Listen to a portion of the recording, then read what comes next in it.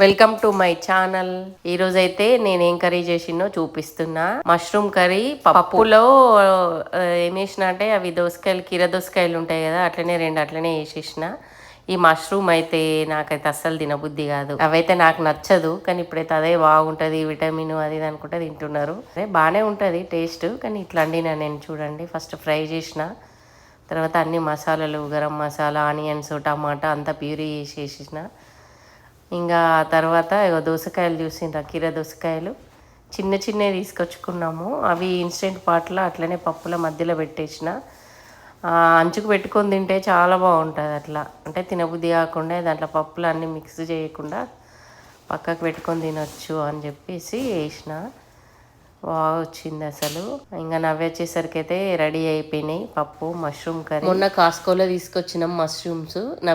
పాపకు బాగా ఇష్టం అని చెప్పి తీసుకొచ్చిన, కానీ నాకైతే ఏం నచ్చదు.